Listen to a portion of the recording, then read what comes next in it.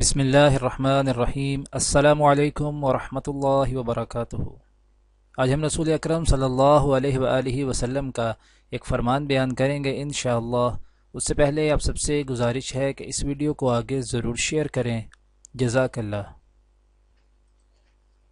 حضرت عقبہ بن حارث رضی اللہ تعالی عنہ بیان کرتے ہیں کہ نبی کریم صلی اللہ علیہ وآلہ وسلم کے پاس نعمان یا ابن نعمان کو لایا گیا۔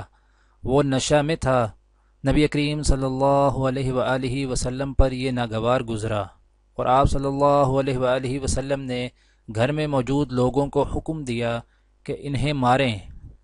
چنانچہ لوگوں نے انہیں لکڑی اور جوتوں سے مارا، اور میں بھی ان لوگوں میں تھا جنہوں نے اسے مارا تھا۔ دعا ہے کہ اللہ تعالی دنیا اور آخرت کی تمام بھلائیاں عطا کرے، عمل کی توفیق دے۔ سبحان ربک رب العزت عما یصفون وسلام علی المرسلین والحمد للہ رب العالمین، آمین۔